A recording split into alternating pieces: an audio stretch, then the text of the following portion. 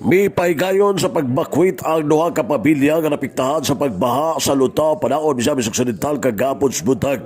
Gipayag ni Sky Galario, assistant ta MDR-RMO sa Municipality of Panaon, Misamis Occidental, nga tungod sa walay hunog nga pagbundag sa ulan na sinati sa ibabaw nga bahin sa Panaon, Misamis Occidental, hinungdan nga tanan nga tumigba sa ibabaw padulong ngadto sa Lutao, Barangay Lutao, Panaon, o nga tungod sa gikusgon sa pagbaha nga miguba sa krika sa kalahi sin sa Lutao, Panaon, hinungdan sa pag-evacuate sa mga nanimuyo doon sa mga creek.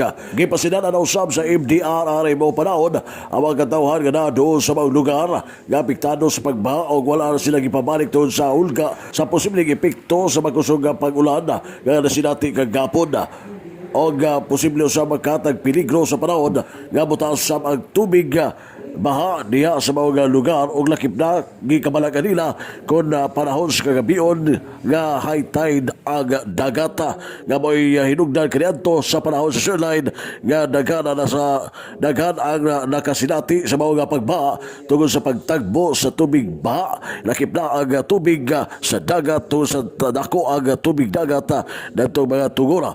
Busa naka-alerto hangtod karong panahon ang MDR-RMO Panaon, Misamis Occidental alang sa ilang mga katawhan na binang mga nanimuyo nga peligroso sa pagbaha sa nisgutan nga barangay sa Lutao, Panaon, Misamis Occidental. We have two households in the area. They're already encouraged to vacate.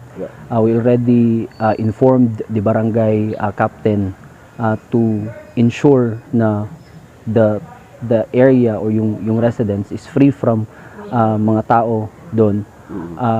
The moment na kasi may forecast na may malakas later, and then we have high tide forecast.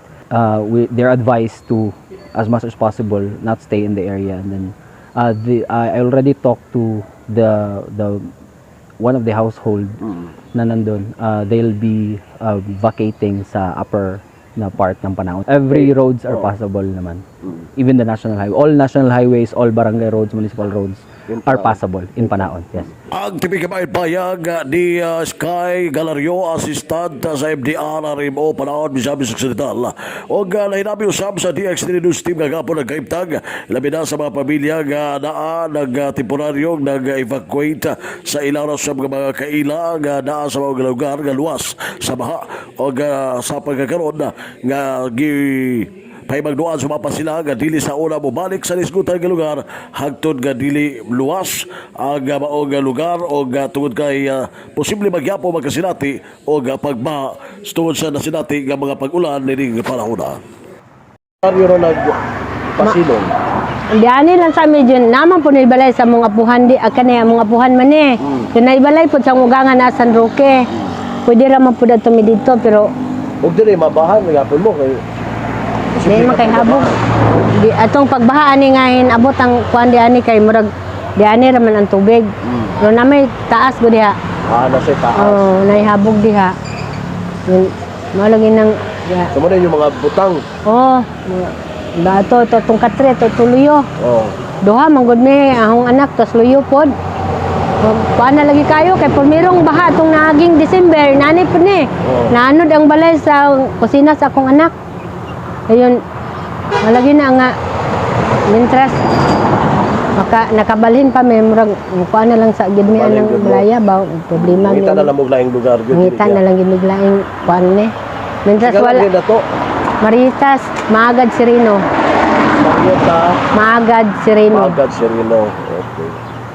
Malagi nang kuan na lang kanang nay mangita na lang nianig ka.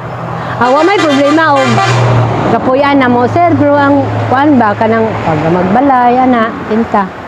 Samtang nakasinati usab og mga pagbaha kagapon ang pipilang ka mga bahin sa Aloran, Misamis Occidental, ang area sa barangay Pilog, Makawa, Maular o Ibabaw. Kisa nakasinati og pagbaha tungod sa may hunog nga ulan kagapon nga nasinati sa naisgutan nga lungsod sa Aloran, Misamis Occidental tungod sa epekto sa daotang panahon nga nasinati dinhi sa atuang lalawigan.